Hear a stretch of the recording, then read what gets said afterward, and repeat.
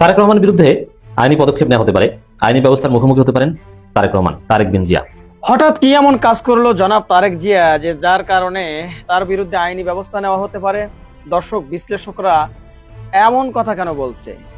গত দুদিন ধরে জনাব তারেক রহমানের বক্তব্যগুলো কিন্তু সোশ্যাল মিডিয়ায় তোলপাড় সৃষ্টি হয়েছে। জামাত ইসলামকে হেয়পন্ন করে তাদের বিরুদ্ধে কিন্তু কিছু এমন বক্তব্য জনাব তারেক রহমান দিয়েছে যেগুলো নিয়ে কিন্তু সোশ্যাল মিডিয়ায় আলোচনা সমালোচনা থামছেই না। দর্শক, এজন্যই কি তাহলে জনাব তারেক রহমানের বিরুদ্ধে আইনি পদক্ষেপ নেওয়া হতে পারে? আগামীতে আবার ফ্যাসিবাদের প্রতিধ্বনি আমরা শুনতে পাচ্ছি। যারা কেন্দ্র দখল করতে আসবে, যারা ব্যালট বাক্স ছিনতাই করতে আসবে, আপনারা বাসা থেকে, যদি এই চিন্তা থাকে আপনাদের, বাসা থেকে মা বাপের দোয়া নিয়ে বের হয়ে। বিগত দিনে শেখ হাসিনার আমলে আমরা দেখেছি কেন্দ্র দখল করে নিজেদের সিল নিজেরাই মেরে নিয়েছে এবং কি ভোট দেওয়া লাগে না, অটোমেটিক্যালি তারা পাশ করে গিয়েছে। আর সেই কাজটা করেছিল বিগত দিনে ফ্যাসিস্ট হাসিনার লোকেরা, অর্থাৎ আওয়ামী লীগের লোকেরা। কিন্তু এবারও নাকি সেরকম ফ্যাসিস্টের গন্ধ পাওয়া যাচ্ছে। হাসনাত আব্দুল্লাহ এরকম একটা হুঙ্কার দিয়েছে, কেউ যদি মানে কেন্দ্র দখল করার চিন্তা ভাবনা করে তারা যেন মা বাবার কাছ থেকে দোয়া নিয়ে আসে। তার মানে কথা হলো এইবার ওই টাউটামি ফাজলামি করতে দেওয়া হবে না, কেন্দ্র দখল করতে আসলেই হাত পা ভেঙে দেওয়া হবে। দর্শক শ্রোতা, তিনি বলতেছে যে সেই ফেসিবাদের গন্ধ পাওয়া যাচ্ছে।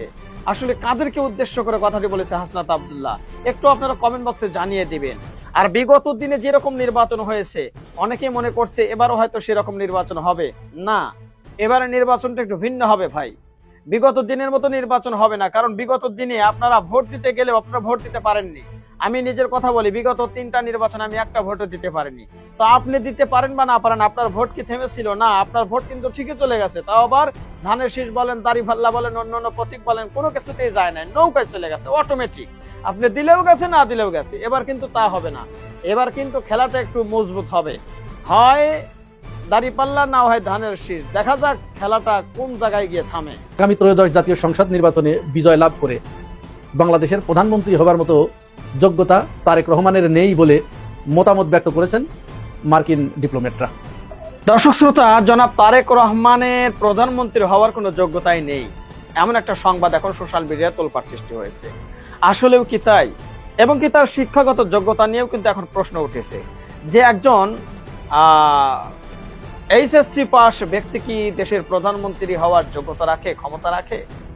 দর্শক শ্রোতা, বুঝতেই পারছেন যে জনাব তারেক রহমানের আগামীতে প্রধানমন্ত্রী হওয়ার সম্পর্কে কতগুলো বাধা সামনে এসেছে। আমাকে দিয়ে আর যাই হোক সম্ভব, কিন্তু আমাকে দিয়ে কোনোদিনও চাঁদাবাজি, টেন্ডারবাজি, দুর্নীতি আমার দ্বারা কোনোদিনই সম্ভব না। পুরো ভিডিও দেখতে ইউটিউবে নাসির ইসলামিক মিডিয়া সেন্টার লিখে সার্চ করুন এবং ভিডিওর বাকি অংশ দেখে আসুন। ধন্যবাদ।